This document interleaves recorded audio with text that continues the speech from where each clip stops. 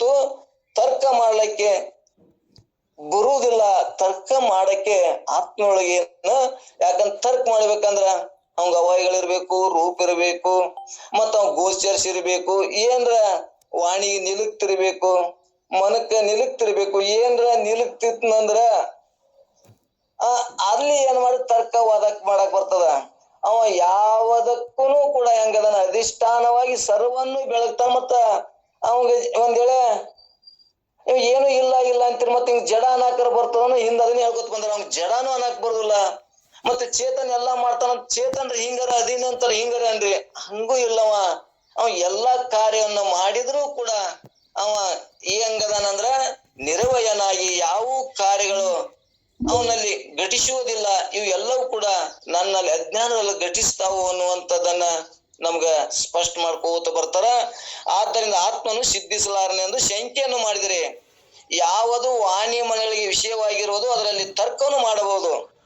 ಅವಿಷಯವಾದ ಸ್ವಯಂ ಪ್ರಕಾಶ ರೂಪ ಆತ್ಮನನ್ನು ಕುರಿತು ತರ್ಕನ ಮಾಡ್ಲಿಕ್ಕೆ ಇದು ಬರುವುದಿಲ್ಲ ಅನ್ನುವಂಥದ್ದನ್ನ ಹೇಳಿ ಒಂದೇ ನುಡಿ ಒಳಗೆ ಏನ್ ಹೇಳ್ತಾರಂದ್ರ ಮತ್ತಿಷ್ಟು ಅದನ್ನೇ ನುಡಿಗೆ ಗೋಚರ ಏನಿಪ್ಪ ನಡೆ ತರ್ಕ ವಿಷಯಲೆ ನುಡಿಗೆ ಗೋಚರ ಅಲ್ಲ ಎದಡಿಯಲ್ಲಿ ನುಡಿದು ತರ್ಕಿಪ್ಪದು ಕುತರ್ಕವಾದ್ದರಿಂದ ನುಡಿದು ತರ್ಕಿಪ್ಪತನು ಮೂಢನು ಅಂದ್ರೆ ಅಜ್ಞಾನಿಗಳು ಮಾತ್ರ ತರ್ಕವಾದ ಒಳಪಡ್ತಾರ ಅನ್ನುವಂಥದ್ದನ್ನ ಇಲ್ಲಿ ಹೇಳ್ಕೊತ ಬರ್ತಾರ. ಅತ್ಯಧಿಕ ಮೂಢನಂತ ಈ ವಾದ ತರ್ಕದಿಂದ ಆತ್ಮನನ್ನ ನಿಶ್ಚಯ ಮಾಡಕ್ಕೆ ಹೋಗ್ತಾರಲ್ಲ, ನೀ ಹಿಂಗ್ ತಿಳಿದಿಲ್ಲ, ನೀ ಹಿಂಗ್ ತಿಳಿಬೇಕಾಗಿತ್ತು, ಆತ್ಮ ಹಂಗದ ಅನ್ನುವಂಥದ್ದನ್ನ ನಾವ್ ತಿಳ್ಕೊಳ್ಳೋದು. ಇವ್ರು ತರ್ಕ ಮಾಡ್ತಾರ, ಇಲ್ಲ ನೀ ತಿಳಿದು ತಪ್ಪದ, ಅವ ಆತ್ಮ ಹಿಂಗದಾನ ಅಂತ ಹೇಳ್ತಿರ್ತಾರ. ಆದ್ರ ನಾ ತಿಳ್ಕೊಂಡಂಗದಾನು, ನನ್ನ ಮನವಾಣಿಗೆ ಬಂದಾನು ಅಂದ್ರೆ ಇಲ್ಲ, ಅವ್ರು ತಿಳ್ಕೊಂಡಂಗ ನಾ ಹೇಳದ್ ಬರಾಬರಿ ಅಂತಿರ್ತಾರ ನೋಡು.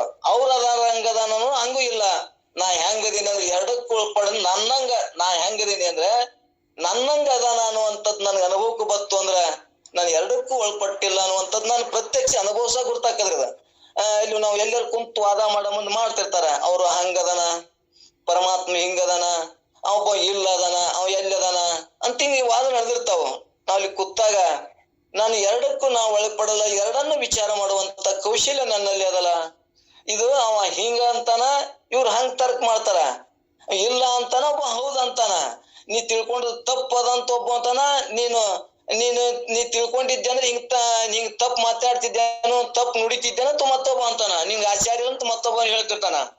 ಅವಾಗ ನಾನೇನು ವಿಚಾರ, ನಾ ಕೂತಿರ್ತೇನಲ್ಲ, ನಾ ಇದ್ದಾಗ ನಾನ್ ನೋಡು ಎರಡಕ್ಕೂ ಒಳಪಟ್ಟವಲ್ಲ, ನಾನು ಆಚಾರ ಮಾಡುದು ಕ್ರಿಯೆ ಮಾಡುದು, ನನಗೆ ಕ್ರಿಯಕ್ಕೂ ನಾ ಒಳಪಟ್ಟವಲ್ಲ.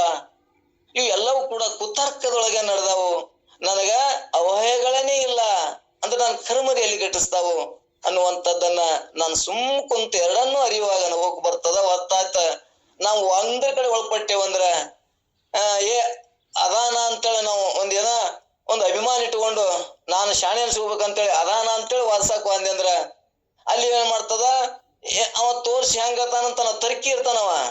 ನೀ ನೋಡು ನೀ ಅದಿಯಲ್ಲ, ನೀ ದೇಹ ಸುಳ್ಳು ಅಂತೀಯಲ್ಲ, ದೇಹ ಬಿಟ್ಟು ನೋಡು ದೇಹ ಬಿಡು, ನೀನ್ ನೋಡು ಹೊಲ ಮನಿ ನನ್ಗ್ ಬರ್ದ್ ಕೊಡು, ನೀನು ಹಿಂಗ ತರ್ಕ ಮಾಡ್ತಾರ ಹೊರಗ್ ಬಂದಾವಂದ್ರ. ಅದಕ್ಕೆ ಯಾವುದಕ್ಕೂ ಒಳಪಟ್ಟದಲ್ಲ, ಇಲ್ಲ ನನ್ನ ಸ್ವರೂಪ ಅನ್ನುವಂಥದ್ದು ನನಗೆ ನಿಶ್ಚಯ ಬರ್ತಂದ್ರ ಯಾವುದು ನಂದಿದ್ರೆ ಬಿಡ್ಬೋದು, ಕೊಡ್ಬೋದು. ಯಾವುದರ ಅವ್ನ್ ಬಿಟ್ಟು ನಾನು ಇಂದ್ರಿಯಗಳಿಂದ ಭೋಗ ಮಾಡ್ತಿದ್ನಿ ಅಂದ್ರ ಅಲ್ಲಿ ನಾನು ಏನ್ ಮಾಡ್ಬೋದು, ಇದು ಸತ್ಯ ಅನ್ಬೋದು. ಅವನ್ ಇಲ್ಲದೆ ಯಾವ ಕಾರ್ಯ ನಡೆಯುದಿಲ್ಲ.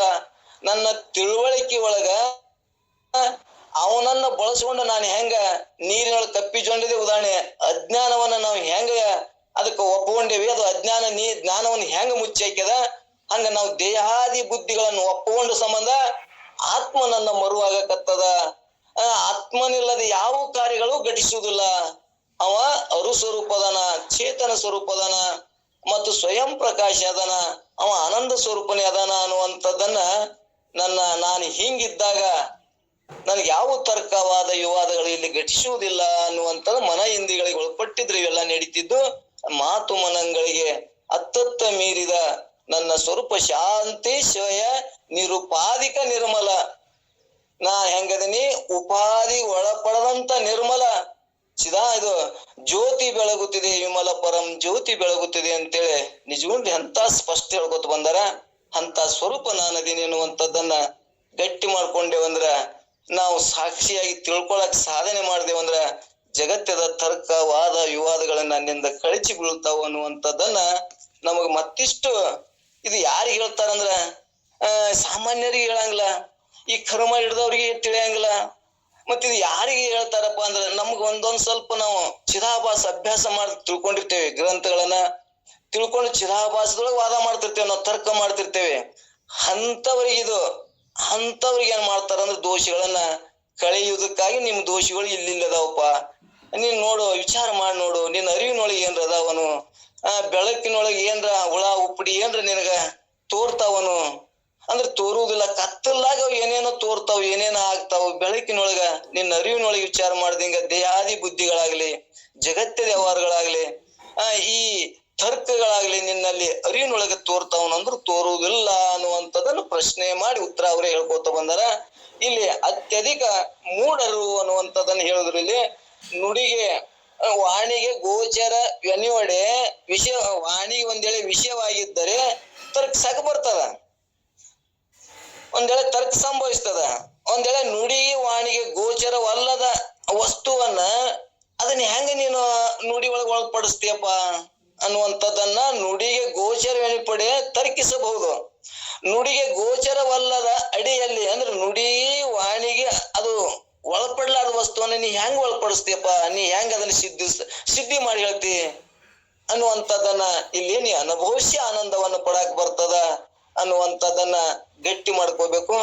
ಮತ್ತೆ ನೀವು ಹೇಳ್ತಿರಲ್ಲ ಮತ್ತು ವಾದ ಮಾಡ್ತಿರಲ್ಲ, ತರ್ಕ ಮಾಡ್ತಿರಲ್ಲ ಅಂತೇಳಿ ಪ್ರಶ್ನೆ ಬಂದಾಗ ನಾವು ಕೂಡ ಹೆಂಗಿರ್ಬೇಕು, ಮಾಗಿಯ ಕೋಗಿಲಂತೆ ಮೂಕನಾಗಿರ್ಬೇಕು ಅಂತೇಳಿ ಹೇಳ್ಕೊತ ಬಂದಾರ. ಅಲ್ಲಿ ವಾದ ತರ್ಕ ಮಾಡ ಮುಂದ ಸುಮ್ಮನಾಗಿರ್ಬೇಕು. ಇಲ್ಲಿ ನಾವು ಹೇಳ ಮುಂದ ಮತ್ತದು ಕೋಗಿಲ ಹಾಡಂಗಿಲ್ಲ ಅನ್ನುವಂತರ ಹಾಡ್ತದ, ತನ್ನ ಆನಂದಕ್ಕಾಗಿ ಹಾಡಕತ್ತೇವೆ ಅಂತ ತಿಳ್ಕೊಬೇಕು.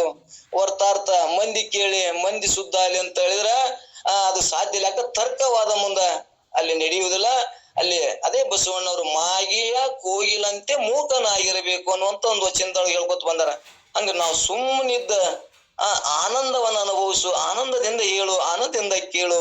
ಅಲ್ಲಿ ತರ್ಕವಾದ ಬಿದ್ದು ಅಂದ್ರ ಸುಮ್ಮನಿರಾಕ್ ಬಿಡು ಅನ್ನುವಂಥದ್ದನ್ನ ಬಸವಣ್ಣವರು ಕೂಡ ಒಂದು ವಚನದ ತಿಳಿಸುತ್ತ ಬಂದಾರ. ಇಲ್ಲಿ ಅಂದ್ರ ತರ್ಕವಾದ ವಿವಾದದಿಂದ ಅವನ್ನ ನಿಶ್ಚಯ ಮಾಡಿ ತಿಳ್ಕೊಳಕ್ ಬರುದಿಲ್ಲ. ಅದನ್ನ ಬೇಡ, ಇನ್ನೇನೋ ಪ್ರಮಾಣ ಅದು ನಿನ್ ಕೊಟ್ಟು ಹೇಳ್ತಿರ್ತಾರ, ಇವ್ ಗ್ರಂಥಗಳು ಪ್ರಮಾಣಗಳು ಇಂಥವು ಹೇಳಕ್ ಕೊಡ್ತಿರ್ತಾರ. ಯಾವ ಪ್ರಮಾಣಕ್ಕೆ ಒಳಪಡದಂತ ನನ್ನ ನಿಜ ಸ್ವರೂಪದ ಅಂತ ಜ್ಞಾನವನ್ನ ನಾವು ಒಂದೇಳೆ ಪಡ್ಕೊಂಡೇವಂದ್ರ ಇವು 6 ಶಾಸ್ತ್ರಗಳು ಕೂಡ, ಶಾಸ್ತ್ರಗಳು ಕೂಡ ನಿನ್ನನ್ನೇ ಸ್ತುತಿ ಮಾಡಕತ್ತವು, ನಿನ್ನನ್ನೇ ಕೊಂಡಾಡಕತ್ತವು. ನಾನು ಅಂತವನದೀನಿ ಅಂತೇಳಿ ಹಿಗ್ಗು ಪಡುವಂತ ಕೌಶಲ್ಯ ಬೆಳೆಸೋಣ. ನಾವು ಶಾಸ್ತ್ರ ಹೆಂಗ್ ಹೇಳ್ತಾವ ಹಿಂಗ್ ಹೇಳ್ತಾವ ಅನ್ನೋದು ಬೇಡ. ಇವು 6 ಶಾಸ್ತ್ರ ಯಾರನ್ನ ಕುರಿತು ಹೇಳಕತ್ತಾವು, ನನ್ನನ್ನೇ ಕುರಿತು ಹೇಳಕತ್ತಾವು. ನೀನ್ ಹಿಂಗದಿಯಲ್ಲಪ್ಪ, ನೀನ್ ಎಂತ ಸ್ವರೂಪದಿಯಲ್ಲ ಅಂತಾವ್ ಅದನ್ನ ಹೇಳಕತ್ತಾವು. ಮತ್ತೆ ನಿನ್ನ ದೋಷಿ ಎಲ್ಲೆಲ್ಲದ ಅಂತೇಳಿ ನಾವು ಎಲ್ಲಿ ನನ್ನೊಳಗ್ ಕಾಣ್ಕೋಬೇಕು, ಹೊರಗ್ ಕಾಣಕ್ಕೆ ಬರುದಿಲ್ಲ. ಯಾಕ ಹೊರಗ್ ಕಾಣ್ಬೇಕಾದ್ರೆ ಇನ್ನೊಂದ್ ಇತ್ತಂದ್ರ ಅದಕ್ಕೆ ಅವಯಗಳ ರೂಪಗಳು ಇದ್ದು ಅಂದ್ರ ಕಾಣಕ್ ಬರ್ತದ. ಏನು ಇಲ್ಲದಂತ ಇಲ್ಲ ಅಂತ ಹಿಂಗೇನ್ ಸಿದ್ಧಸಾಕ್ ಹೋಗ್ತಾರ ಅವರು. ಇಲ್ಲ ಅಂತಂದ್ರೆ ಇಲ್ಲ ಅಂದ್ಬಿಡು. ಮತ್ ಎಲ್ಲಾ ಕಾರ್ಯನ ನಾನೇ ಮಾಡಕತ್ತೀನಿ, ನನ್ನ ಹೊರತು ಯಾವ ನನ್ ಬಿಟ್ಟು ಕಾರ್ಯ ನಡೆಯಂಗಿಲ್ಲ. ಎಲ್ಲದಕ್ಕೂ ಕಾರ್ಯ ಕಾರಣಕ್ ನಾನೇ ಸಂಬಂಧ ಇದೀನಿ. ಇಲ್ಲಿ ಒಂದ್ ಯಾವ್ದೋ ಕಾರ್ಯ ಆಗ್ಬೇಕಾದ್ರೆ ನಾನೇ ಕಾರಣದೀನಿ ಅದಕ್ಕ. ಮತ್ತ ನಾನೇ ಸಂಬಂಧ ಇದ್ದಾಗ, ನಾನೇ ಇದ್ದಾಗ ಇದನ್ ಬಿಟ್ಟು ನಡೀತದನೋ ಅಂತೇಳಿ ಹೊರಗ್ ಪ್ರಯೋಗ ಮಾಡಿದಾಗ ಇವತ್ತು ದೇಹದೊಳಗ ಇವತ್ತು ನಾವು ಸತ್ತಲ್ಲಿ ಹೋದಾಗ ಒಳ್ಳೆ ಅದನ್ನ ಹೇಳ್ಬೇಕು. ಸತ್ತಲ್ಲಿ ಹೋಗಿರ್ತೇವೆ, ತೋರ್ತದ ಎಲ್ಲ ವ್ಯವಹಾರ ಅದ ಅಲ್ಲಿ. ಅಲ್ಲಿ ಎಲ್ಲ ವ್ಯವಹಾರ ಇದ್ರು ಕೂಡ ಎಲ್ಲ ಹೇಳಿದ್ರು ಕೂಡ ಅದಾನಲ್ಲ ಅಂತ ನಾವು ಆಕೆ ಆ ತಂಗಿಯಲ್ಲಿ ಆಕೆ ಹೇಳ್ತಾಳ, ತೋರ್ತದ. ತೋರಿದ್ರು ಕೂಡ ವಿಚಾರ ಮಾಡಿದ್ರು ಕೂಡ ಅಲ್ಲಿ ಏನೈತಪ್ಪ ಅಂದ್ರ ನೀನ್ ಇರ್ಲಿಕ್ಕಂದ್ರ ಅದು ಏನೈತದು ಹೆಣ ಜಡ ಅದು ಐತಿ ಅನ್ನುವಂಥದ್ದು ನಮ್ಗೆ ಹೆಂಗ ನಿಶ್ಚಯ ಬರ್ತದ. ತೋರ್ತದ, ಕಣ್ಣದ, ಕಿವಿ ಅದ, ಎಲ್ಲ ಅದಾವು. ಆದ್ರ ಅದು ಹೆಂಗದದು, ಅದು ಜಡ ಅದ, ಅದು ಚೇತನ ಇಲ್ಲದ ವಸ್ತು ಅದ, ಅಜಡ ಅದ. ಒಂದು ತಾಸಿಗೆ ಅಳಿಸಿ ಅದು ಏನಾಗ್ತದ, ಸೂರ್ಯ ಹಾಳಾಗ್ತದ. ಅಂತ ಇಲ್ಲದಂತ ಶರೀರಕ್ಕ ನಾವು ಅದ ಅಂತೇಳಿ ತರ್ಕವಾದ ಮಾಡ್ತೇವಲ್ಲ, ಇದೇ ಭ್ರಾಂತಿ, ಇದೇ ಅಜ್ಞಾನ, ಇದೇ ಜಡ. ಈ ಜಡ ಜ್ಞಾನ ಆಯ್ತು ಅಂದ್ರ ಇದು ಎಲ್ಲವೂ ನಾನು ಎಲ್ಲದ್ರಾಗೂ ಇದ್ದು ನಾನೇ ಕಾರ್ಯ ಮಾಡವ. ನನ್ನ ಕಾರ್ಯದಾಗಿ ಜಗತ್ಯ, ನನ್ನ ಸ್ವಯಂ ಪ್ರಕಾಶದ ಜಗತ್ತೇ ಬೆಳಗ್ತದ. ನಾನು ನನ್ನ ಕಾರ್ಯದಾಗಿ ಎಲ್ಲಾ ಕಾರ್ಯಗಳು ನಡಿಬೇಕಂದ್ರ ನಾನೇ ಅದಕ್ಕೆ ಅಧಿಷ್ಠಾನ ಸ್ವರೂಪ, ನಾನು ಆತ್ಮನೇ ನಾನು ಅದೀನಿ ಅಧಿಷ್ಠಾನಕ್ಕೆ ಮಾತ್ರ ಏನು ಲೇಪನ ಆಗುದಿಲ್ಲ, ಅಧಿಷ್ಠಾನದೊಳಗೆ ಯಾವ ಪ್ರವೇಶ ಆಗುದಿಲ್ಲ. ನನ್ನ ನನ್ನ ಪ್ರತಿಬಿಂಬದೊಳಗ ಅಂದ್ರೆ ಅಧಿಷ್ಠಾನ ಛಾಯಾದೊಳಗೆ ಈ ಅಜ್ಞಾನಿ ಪ್ರಪಂಚಕ್ಕೆ ಕಾರಣ ಆಗಿನ ನೋಡು. ಎಂತ ಅಂದ್ರ ಅಧಿಷ್ಠಾನ ಹಗ್ಗಕ್ಕ ಅಲ್ಲಿ ಏನು ಲೇಪನ ಆಗಿಲ್ಲ, ಹೊಲಸಾಗಿಲ್ಲ. ಆದ್ರ ಅದಕ್ಕ ಕಾರಣ ಆ ಹಾವಾಗಿ ತೋರಕ್ ನಾನೇ ಕಾರಣದಿನಲ್ಲಿ, ಹಗ್ಗನೇ ಕಾರಣದಲ್ಲಿ. ಹಂಗ ನನ್ನ ಕಾರಣದಿಂದ ಅದು ಏನಾಗ್ಯದಲ್ಲಿ ಕಾರ್ಯ ಆಗಿ ಘಟಿಸದ. ಅದಕ್ಕ ಆ ಹಾವಿಗೆ ಸ್ವಂತ ಅಸ್ತಿತ್ವನೇ ಇಲ್ಲ. ಅದು ಎಲ್ಲಿ ತೋರ್ಯದಂದ್ರ ನನ್ನೊಳಗ, ನಿನ್ನ ಭ್ರಾಂತಿ ಒಳಗ, ಅಜ್ಞಾನದೊಳಗ, ಕತ್ತಲೊಳಗ, ದೋಷದೊಳಗ ತೋರ್ಯದ ಹೊರತು ನನ್ನಲ್ಲಿ ಯಾವ ಲೇಪನ ನನಗಾಗುವುದಿಲ್ಲ. ನಾ ಆತ್ಮನೇ, ನಾನು ಹಿಂಗದೀನಿ ಅನ್ನುವಂತ ಅಧಿಷ್ಠಾನ ಸ್ವರೂಪ ನಾನು ಅದೀನಿ ಅನ್ನುವಂಥದ್ದನ್ನ ಇದನ್ನ ಸೂಕ್ಷ್ಮತೆ ತಿಳಿಸ್ಕೊಳಕ, ದೋಷಗಳನ್ನ ಕಳ್ಕೊಳಕ ಹಿಂಗ ತರ್ಕವಾದದಿಂದ ತಿಳಿಯಾಕ ಹೋಗ್ಬೇಡ್ರಿ. ಯಾವ ಪ್ರಮಾಣನು ಅನುಸೋ ಬರಂಗಿಲ್ಲ. ಎಲ್ಲಾ ಶಾಸ್ತ್ರಗಳು ಪುರಾಣಗಳು ಕೂಡ ನಿನ್ನನ್ನೇ ಸ್ತುತಿ ಮಾಡ್ಯಾವ, ನನ್ನ ಆತ್ಮನನ್ನೇ ಸ್ತುತಿ ಮಾಡ್ಯಾವು. ನನ್ನ ಆತ್ಮ ಸ್ವರೂಪನೇ, ನಾನು ಒಬ್ಬನೇ ಇದೀನಿ. ಎಲ್ಲದರೊಳಗೂ ಇರುವಂತ ಚೇತನ ವಸ್ತು ನಾನು ಒಬ್ಬನೇ ಇದೀನಿ, ನನ್ನ ಬಿಟ್ಟು ಅನ್ಯ ಯಾವ ವಸ್ತುಗಳೇ ಇಲ್ಲ ಅನ್ನುವಂಥದ್ದನ್ನ ತಿಳಿಸುವಕ, ಒಂದು ಪರ್ಯಾಯ ತಿಳಿಸುವಕ ಪರಮಾನುಭೂತಿ ನಮ್ಗೆ ಒಳ್ಳೆಯ ನಮ್ಗ ಶ್ರೇಷ್ಠ ಗ್ರಂಥ. ಯಾಕಂದ್ರೆ ಇಷ್ಟು ಸರಳವಾಗಿ ತಿಳಿಸುವಂತ ಗ್ರಂಥಗಳು ನಾವು ನೋಡಿಲ್ಲ, ಇರಬಹುದು ನಾವು ನೋಡಿಲ್ಲ. ಅಂತ ಶ್ರೇಷ್ಠವಾದ ಇದು ಪರಮಾನುಭೂತಿ ಗ್ರಂಥ ಈ ನಮ್ಮ ಮುಗಿದ್ರೊಳಗ ನಾವು ಈ 3ನೇ ಸಂಧಿ, ಇನ್ನ 6 ಸಂಧಿ ಇದಾವ. 6 ಸಂಧಿ ಒಳಗ ತಿಳಿದ್ರೊಳಗ ನಮ್ ಎಲ್ಲೆಲ್ಲಿ ದೋಷ ಇದಾವು ಅಂದ್ರ ನನ್ನ ಕನ್ನಡಿ ಒಳಗ ನಾವು ನೋಡಿದಾಗ ಎಲ್ಲೆಲ್ಲಿ ನಮ್ಮ ಮುಖಕ್ಕೆ ಹೊಲಸ ಹತ್ಯಾವು, ಹೆಂಗ್ ಹತ್ಯಾವ ಅಂತ ನಮ್ಗೆ ಹೆಂಗ್ ಕಾಣ್ತದ, ನಮ್ಗೆ ಇನ್ನ ಎಲ್ಲಿ ಸಂಶಯ ಬರ್ತಾವು, ಇನ್ನ ನನಗೆ ಯಾಕೆ ಆ ಸ್ಥಿತಿ ಒಳಗೆ ಇರೋಲ್ಲ, ಯಾಕೆ ನನಗಿನ್ನ ದೇಹಾದಿ ಬುದ್ಧಿ ಒಳಗನೆ ನನಗ ಪ್ರವೇಶ ಆಗಕತ್ತೀನಿ ಅನ್ನುವಂಥದ್ದನ್ನ ಕನ್ನಡಿಯಾಗಿ ನಿಂತಾಗ ನನ್ನ ಮುಖ ನೋಡಿದಾಗ ನನಗೆ ಹೆಂಗ್ ದೋಷ ಇದಾವ ನನಗೇ ಕಾಣ್ತಾವಲ್ಲ. ಅವು ದೋಷ ನನ್ನಲ್ಲಿ ಅದಾವು, ಹೊರಗೆ ಎಲ್ಲಿ ದೋಷ ಇಲ್ಲ. ನಾನೇ ಆ ದೋಷವನ್ನು ಕಳ್ಕೊಳಕ್ ಬರ್ತದ ಅನ್ನುವಂಥದ್ದನ್ನ ಇವತ್ತು ಅನೇಕ ಶರಣರು ಕೂಡ ಅದನ್ನ ಹೇಳ್ಯಾರ. ಎಲ್ಲಿ ದೋಷ ಇದಾವಪ್ಪ ಅಂದ್ರ ಅವ್ರು ನಾವೇ ಅಂದ್ರ ನಾವು ಉಂಬುವ ಊಟವನು, ನಾ ಮಾಡುವ ಲಿಂಗ ಪೂಜೆವನು, ನಾ ಮಾಡುವ ರತಿ ಸುಖವನ್ನು ನಾ ಮಾಡದೆ ಬೇರೆ ಮತ್ತೊಬ್ಬರ ಕೈಲಿ ಮಾಡಿಸಬಹುದೇ. ಇವು ನಾವೇ ಮಾಡ್ಬೇಕು. ನಮ್ಗ್ ಹಸುವಾಗ್ಯದಂದ್ರ ನಾವೇ ಉಣ್ಬೇಕು, ನಾವೇ ಹುಟ್ಟು ಸಾವುಕೊಳ್ಪಟ್ಟಿವಿ. ನಮ್ಗೆ ಈ ದುಃಖ ದುಮ್ಮಾನಗಳಿಂದ ಪಾರಾಗ್ಬೇಕಂದ್ರ ಏನ್ ಮಾಡ್ಬೇಕಂದ್ರ ನಾವೇ ಜ್ಞಾನ ಮಾಡ್ಕೋಬೇಕು, ನಾವೇ ತಿಳ್ಕೊಬೇಕು, ಮತ್ತೊಬ್ರದ್ದು ಇಲ್ಲಿದ್ರಾಗ.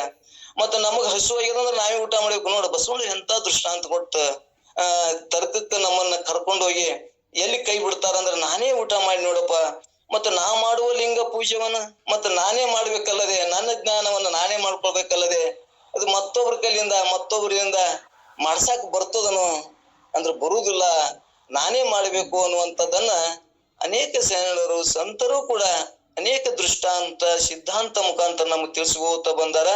ಆದ್ರೆ ನಮ್ಮಲ್ಲಿ ಸ್ವಲ್ಪ ಗುರು ಬಗ್ಗೆ, ಜ್ಞಾನದ ಬಗ್ಗೆ, ಈ ಭೋಗದಿಂದ ನಿವೃತ್ತಿ ಆಗ್ಲಕ್ಕ ನಮ್ಗೆ ಏನಾಗ್ಯದ ಸ್ವಲ್ಪ ಒಪ್ಪುಗಳಲ್ದಿನ ಮನಸ್ಸ, ಗುರುವನ್ನ ನಂಬಕ್ ಆಗೋಲ್ದು. ನನ್ಗಿನ ಈ ಪ್ರಪಂಚ ಬಿಟ್ರೆ ನಾ ಎಲ್ಲಿ ಏನಾಗ್ತದ ಅನ್ನೋದ ನನ್ಗ ಪ್ರಪಂಚನೇ ನನಗ ಊರ್ಗೋಲ್ ಆಗ್ಯದ ಅನ್ನುವಂಥದ್ ನಮ್ಗಿನ್ನ ಪ್ರಪಂಚದ ಮ್ಯಾಗಿನ ಮೋಹ ಕಡಿಮೆ ಆಗೋಲ್ದು. ನಾ ಬಿಟ್ರೆ ಹೆಂಗ ನಾಳೆಗೆ ಅನ್ನುವಂಥದ್ ನಮಗ್ ಭಯ ಅದ. ಅದ್ರ ನಾವ್ ಇಷ್ಟೆಲ್ಲಾ ಶಾಸ್ತ್ರ ಪುರಾಣ ಕೇಳ್ತೇವೆ. 84 ಜೀವರಾಶಿಗಳಿಗೂ ಭಗವಂತ ಅಲ್ಲಲ್ಲಿ ಆಹಾರವನ್ನಿಟ್ಟು ಸಲುವನು ಅಂತೇಳಿ ದಾಸರು ಕೂಡ, ಕನಕದಾಸರು ಎಷ್ಟು ನಮ್ಮನ್ನ ಗಟ್ಟಿಗೊಳಿಸ್ಯಾರ ಅಂದ್ರೆ ಇನ್ನ ಗಟ್ಟೋದು. ಬೆಟ್ಟದ ಮೇಲೆ ಹುಟ್ಟಿದ ವೃಕ್ಷಗಳಿಗೆ ಯಾರು ನೀರ್ ಎರೆದ್ರಪ್ಪ? ನಾ ಮನೆಗೆ ಮುಂದೆ ನೀರ್ ಹಾಕ್ಲಿಲ್ಲ, ಗಿಡ ಬಾಡಕತ್ತದ, ಉಣ್ಯಾಡಿ ಹೊಡೆದಾಡಿ ಏನೇನೋ ಮಾತಾಡ್ತೀನಿ. ಆದ್ರೆ ಎಲ್ಲಾ ಬೆಟ್ಟಗಳಿಗೆ ಎಷ್ಟೋ ಗಿಡಗಳದಾವ, ಅವಕ್ಕೆಲ್ಲಾ ಕಟ್ಟಿ ಯಾರು ನೀರ್ ಎರೆದಾರನು? ಮತ್ ಇವ್ ಎಲ್ಲಾ 84 ಜೀವಗಳಿಗೆ ಯಾರು ಆಹಾರ ಇಟ್ಟಾರಪ್ಪ ಅಂದ್ರೆ ಎಲ್ಲಕ್ಕೂ ಅಲ್ಲಲ್ಲಿ ಆಹಾರ ಇಟ್ಟು ಸಲುವನು ಅನ್ನುವಂಥದ್ದನ್ನ ದಾಸರು ಕೂಡ ಮತ್ ನಮ್ಗೆ ರಗಡ ದೃಷ್ಟಾಂತ ಕೊಟ್ಟು ಹೇಳ್ಕೊತ ಬಂದಾರ. ತಾಯಿ ಹೊಟ್ಟಿ ಒಳಗಿದ್ದಾಗ ನಾ ಏಟು ಊಟ ಮಾಡೀನೇನು? ಏನೂ ಮಾಡಿಲ್ಲ. ಅಲ್ಲಿ 9 ತಿಂಗಳ ನಾ ವಾಸ ಮಾಡೀನಿ. ಅವ ಭಗವಂತಂಗ ಎಲ್ಲದ್ರಾಗ ತುಂಬ್ಕೊಂಡ್ ಅವ ನಮ್ಮನ್ನ ಸಲುತಾನ. ಅವಂದು ಶಕ್ತಿ ಹಂಗೈತಿ. ಅವನ್ನ ಬಳಸ್ಕೊಳಕ್ ನಮ್ಗ ಇನ್ನ ಆಗೋದು. ಇನ್ನ ನಾವ್ ದೇಹಾದಿ ಬುದ್ಧಿಗಳನ್ನ ನಾಳೆಗೆ ನಮ್ಗೆ ಸಹಾಯ ಮುಂದಿನ ನನಗೆ ಬುತ್ತಿ ಇರ್ಬೇಕು, ರೊಟ್ಟಿ ಇರ್ಬೇಕು, ಮತ್ತ ಭೂಮಿ ಇರ್ಬೇಕು, ಮಕ್ಕಳು ಇರ್ಬೇಕು, ಏನೇನೋ ನಾವ್ ಏನೋ ಹೊರಗಿನ ಯುವಕರ ಮ್ಯಾಗೇನೆ ನಾನ್ ನಂಬಿಕೆ ಇಟ್ಟಿನಿ. ಆದ್ರ ನನ್ನ ಮ್ಯಾಗ ನನಗ ನಂಬಿಕೆ ಇಲ್ಲ. ನಾನಂದ್ರ ಆತ್ಮನ ಮ್ಯಾಗ, ಭಗವಂತನ ಮ್ಯಾಗ ನಂಬಿಕೆ ಇಲ್ಲ. ಅದಕ್ಕೆ ನಮ್ಗೆ ಇನ್ನೊಂದ್ ಸ್ವಲ್ಪ ಇವು ಏನ್ ಮಾಡ್ತಾವ ಅಂದ್ರೆ ಎಡ್ರ ತೊಡ್ರ ಹಾಕಿರ್ತಾವ. ಆದ್ರ ನಂಬಿ ಅನನ್ಯ ಚಿಂತೆ ಅಂತೋ ಅನನ್ಯವಾಗಿ ನಂಬುದೇವಂದ್ರ ಅನನ್ಯವಾಗಿ ಇದನ್ನ ಬಿಟ್ಟು ನನಗ ನನ್ನ ಆತ್ಮನೇ ನಾನಿದ್ದೀನಿ, ಇದ್ರ ಬಿಟ್ಟು ನನಗೆ ಯಾರು ದಿಕ್ಕಿಲ್ಲ ಅಂತೇಳಿ ನಾವು ಪೂರ ಕೈ ಎತ್ತದಾಗ ಅವ ಬಂದ ನಮ್ಮನ್ನ ಅನನ್ಯ ಚಿಂತ್ಯಂತು ಮಾಂ ಅಂದ್ರ ಅನನ್ಯವಾಗಿ ಯಾರು ನನ್ನನ್ನು ನಂಬ್ಕೋತಾರ ಅವಾಗ ನಾನು ಓಡಿ ಹೋಗಿ ಅವ್ರ ಯೋಗಕ್ಷೇಮನ ನಾನು ವಹಿಸ್ಕೋತೀನಿ ಅಂತಾನವ. ಮತ್ತೆ 84 ಆಹಾರಗಳನ್ನ ಅಲ್ಲಲ್ಲಿ ಆಹಾರ ಇಟ್ಟು ಸಲುತೀನಿ ಅಂತ ಹೇಳ್ಕೊತ ಬಂದಾರ. ಅಲ್ಲಿ ನಮ್ಗೆ ಏನಾಗಕತ್ತದಂದ್ರ ಅಲ್ಲಿ ನಮ್ಗೆ ವಿಶ್ವಾಸ ಬರೋದು. ನಾನೇ ಗಳಿಸಿಟ್ಟಿನಿ, ನಾನೇ ದುಡಿದಿಟ್ಟಿನಿ, ನಾಳೆಗೆ ನಾ ಜೋಳ ಕಟ್ಟಿಟ್ಟಿನಿ, ನಾಳೆಗೆ ನನ್ ಗುಣಾಕ್ ಬರ್ತದ, ನಾಳೆಗೆ ಇಡಬೇಕು ಅಂತೇಳಿ ನನಗ ಈ ನಕಾರಾತ್ಮಕ ವಿಚಾರದೊಳಗನೆ ನಾ ಕಾಲ ಹರಣ ಮಾಡ್ತೇನೆ. ಆದ್ರ ಶರಣರು ನಮ್ಮ ನೋಡ್ತೇವೆ ಇವತ್ತು ಶರಣರ ಜೀವನ ಎಂತ ಸರಳ ಜೀವನ ಅನ್ನುವಂಥದ್ದನ್ನ ಅವರು ಎಂತ ಸ್ಪಷ್ಟ ಹೇಳಿದ್ರು. ಕಾಯಕ ದಾಸೋಹ ಅನುಭವ. ಕಾಯಕ ಮಾಡಿದಂತ ಹಣವನ್ನ ಏನ್ ಮಾಡುದು, ನಾಳೆಗಲ್ಲದೆ ಅನ್ನದೊಳಗೊಂದ್ ಅಗುಳ, ಶಿರಿ ಒಳಗೊಂದ್ ಎಳಿ, ಇಂದಿಂಗೆ ನಾಳಿಂಗೆ ಬೇಕಂದರೆ ನಿಮ್ಮ ಆಣೆ ನಿಮ್ಮ ಪುರಾತನ ರಾಣಿ ಅನ್ಬೇಕಾದ್ರ ಅಂದ್ರೆ ನೀನ್ ದಿನ ನಮ್ಗ ಆ ಟೈಮ್ಗೆ ನೀ ಆರು ಒದಗಿಸ್ಕೊಡ್ತೀನಿ ನೋಡಿ ಅಂತೇಳಿ ಅವ್ರು ಹೇಳ್ಯಾರ. ಒದಗಿಸ್ಕೊಡ್ತೀನಿ ನಾನು ಅಂತೇಳಿ ಪ್ರಮಾಣ ಕೊಟ್ಟಾನ ಭಗವಂತ. ಎಲ್ಲರಿಗೂ ಕೂಡ ನಾವು ಜೀವರಾಶಿಗಳು ನೋಡ್ತೇವೆ. ಮನಿ ಇರಂಗಿಲ್ಲ, ಹೊಲ ಇರಂಗಿಲ್ಲ, 10 ಮುನ್ಗಿಂದ ಹೆಂಗಪ್ಪ ಅಂದ್ರೆ ಯಾ ಮಾಡಿದ್ರ ಅವ್ರಿಗೆ ಭಗವಂತ ಅನ್ನ ಕೊಟ್ಟವ್ನ ಹೊಟ್ಟೆ ತುಂಬಿಸಿ ಮನಗಿಸ್ತಾನ, ನಿದ್ದೆ ಹತ್ತದ. ಇಲ್ಲಿಕಂದ್ರ ಯಾವ ಜೀವರಾಶಿಗಳು ಹಂಗ ಆಗ್ತಿದಿಲ್ಲ. ನಮ್ಗೆ ಎಲ್ಲೆಲ್ಲಿ ತರ್ಕ ಮಾಡ್ತೀವಿ ಅಂದ್ರ ನಾವು ದನಕ್ಕೆ ಮೇವು ಹಾಕಿಲ್ಲ, ಅದಕ್ಕ ಅದೇನ ದನ ಬಡವಾಗ್ಯದ ಸಾಯ್ತದಂತ ನಾವು ತಿಳ್ಕೊಂಡೇವಿ. ಇವತ್ತ ನಾವು ತಿಳ್ಕೊಂಡು ತಪ್ಪದ. ಆದ್ರ ಭಗವಂತ ಎಲ್ಲರಿಗೂ ಕೂಡ ಹೆಂಗ ಆಹಾರ ಇಟ್ಟು ಸಲುತಾನ, ರಕ್ಷಣೆ ಮಾಡ್ತಾನ ಅನ್ನುವಂಥದ್ದನ್ನ ಸ್ವಲ್ಪ ನಾವು ವಿಚಾರಕ್ಕೆ ಹಿಂದಕ್ಕೆ ಹೋದಾಗ, ದಾಸರ ಮಾತುಗಳನ್ನ ಕೇಳಿದಾಗ ಏನಪ್ಪ ಅದ್ಭುತ ಅನ್ನುವಂಥದ್ದನ್ನ ನಮ್ಗೆ ಅನುಭವಕ್ಕೆ ಬರ್ತದ. ಅದನ್ನ ಜಲ್ ನಮ್ಮಲ್ಲಿ ಕೊರತೆ ಇದಾವ. ಅಂತ ಕೊರತೆಗಳನ್ನ ನೀಗಿ ನನ್ನ